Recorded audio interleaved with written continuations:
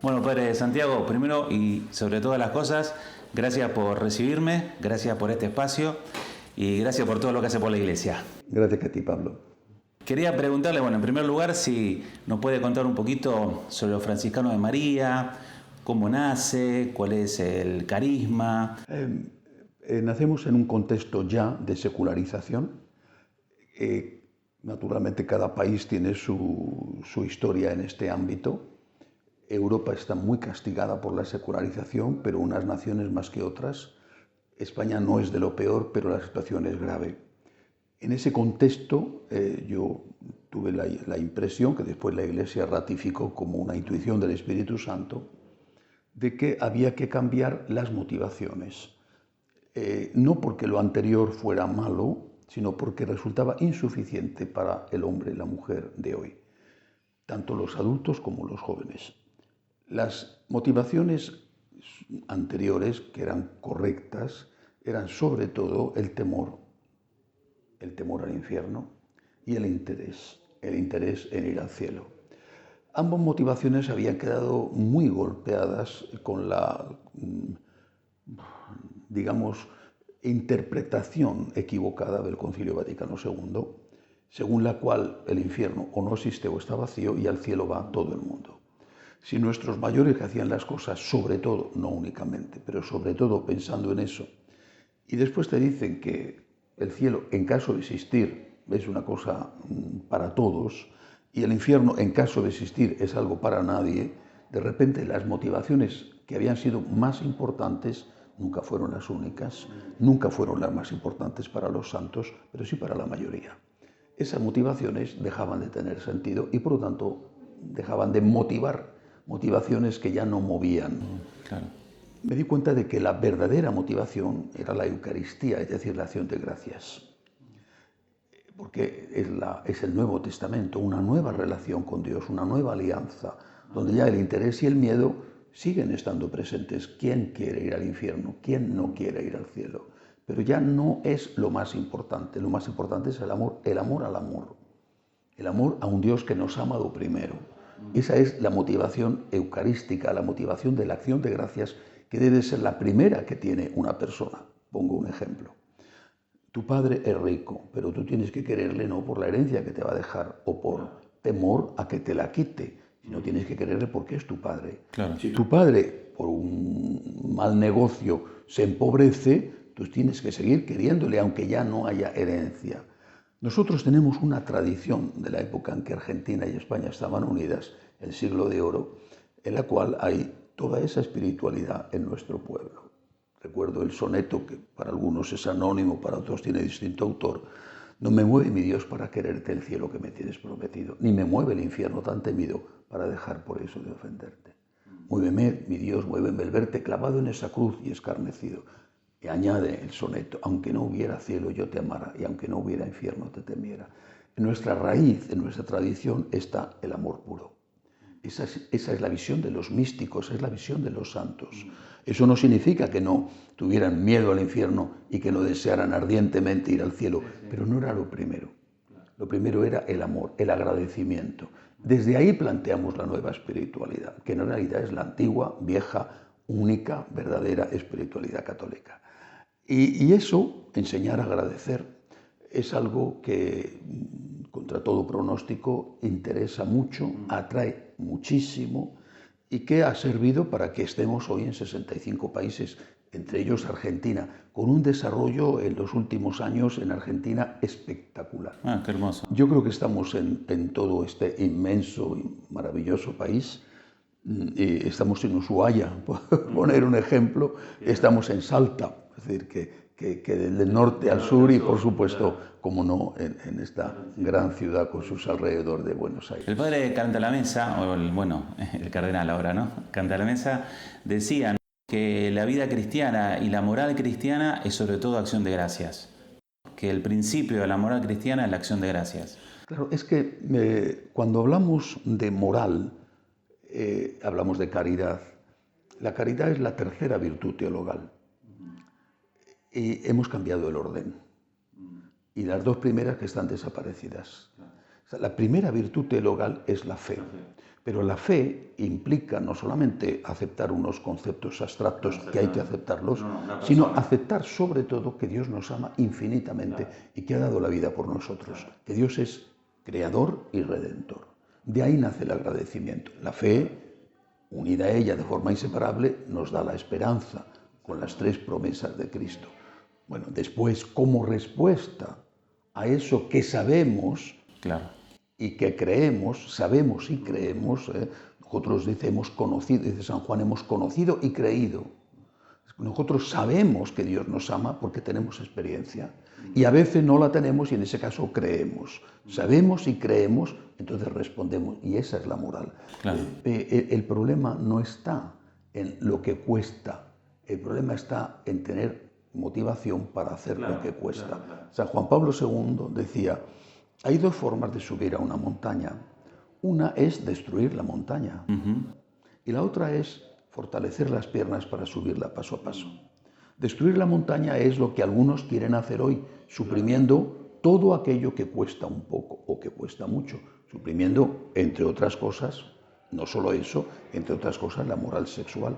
Mientras que nuestro camino es el de fortalecer las rodillas vacilantes, ayudar a la persona a que tenga fuerza, motivación para poder dar paso a paso y si hay un retroceso volver a empezar para llegar a subir a esa montaña que es la santidad, que es el amor a Dios. Decía un filósofo, ¿no?, que la pregunta del hombre moderno, la pregunta que está acuciando el hombre moderno hoy es ¿cómo se hace para vivir?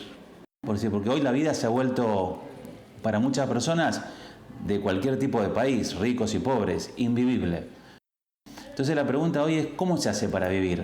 Y la fe, en este hombre desorientado, muchas veces angustiado, ¿tiene algo para decirle? Por supuesto, por ejemplo, la vida eterna, no hay que olvidarlo. Hemos caído en las garras, estúpidamente hemos caído en las garras del marxismo, que con el título de La religión es el opio del pueblo, nos invitó y caímos en ello a no hablar del cielo más, porque ¿cómo vamos a hablar del cielo y convertirnos en el opio del pueblo? Porque eso era lo que decía Marx. Claro. Si tú hablas a los pobres de que en el cielo les van a dar una recompensa, los pobres aceptan estar esclavizados en la tierra. Hay que acabar con eso para que los pobres se rebelen, porque lo único que pueden obtener tiene que ser aquí. Hemos caído en esa trampa terrible y le hemos quitado a todos, empezando por el pobre, le hemos quitado la esperanza.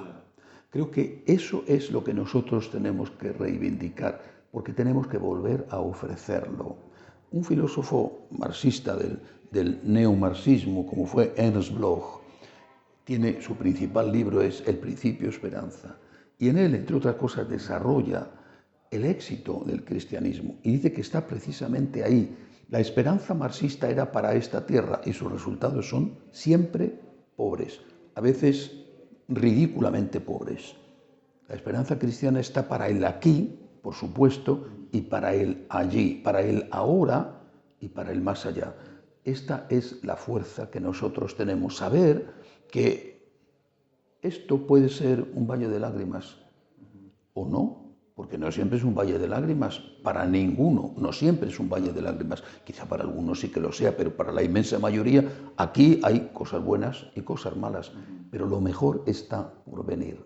Santa Teresa decía, la vida es una mala noche en una mala posada. Así que esto pasa, y eso es lo que tenemos que decirles.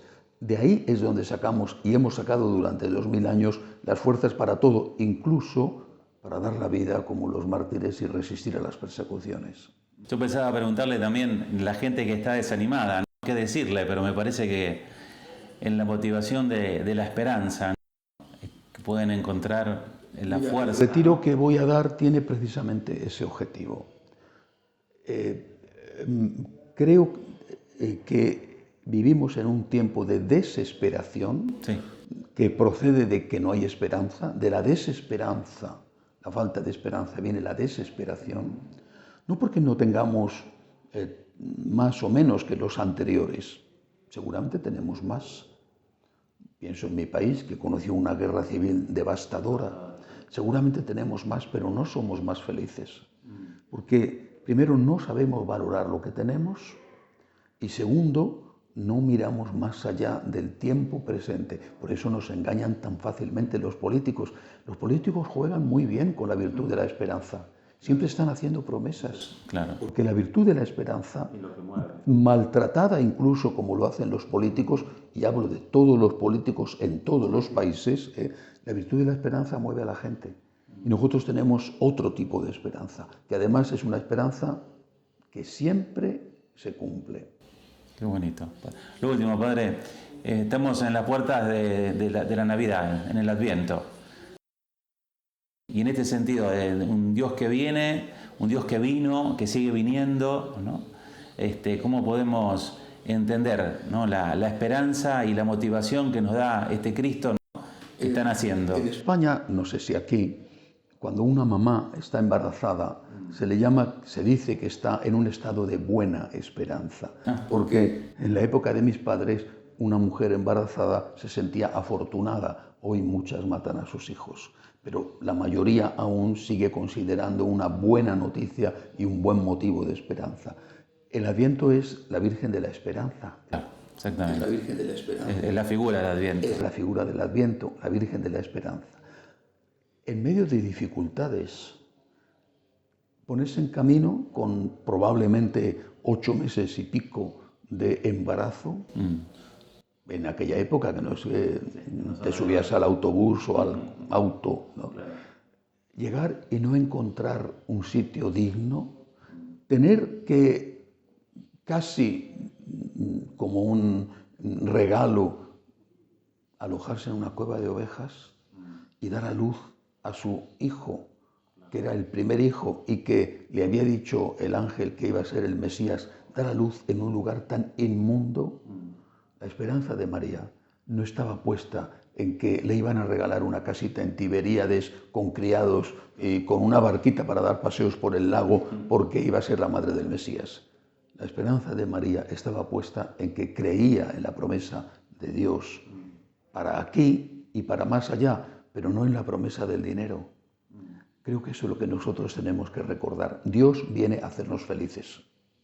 Pero no porque vayamos a ser más ricos, más jóvenes, más guapos, más rubios, más altos, más sanos, sino porque su amor nos hace felices y hay vida eterna. Esta es la esperanza. El niño nace para abrirnos la puerta a la vida verdadera y definitiva. Suelo felicitar la Navidad con una frase. Dios viene a darte un beso de amor con los labios de un niño. Jesús viene a darte un beso de esperanza. Basta con que nos dejemos abrazar y querer por Él, porque en realidad, aunque le demos mucho a Él, aunque le demos todo, Él nos da siempre muchísimo más. Que Dios bendiga a todos tus feligreses. Muchas gracias, Padre. Muchas gracias.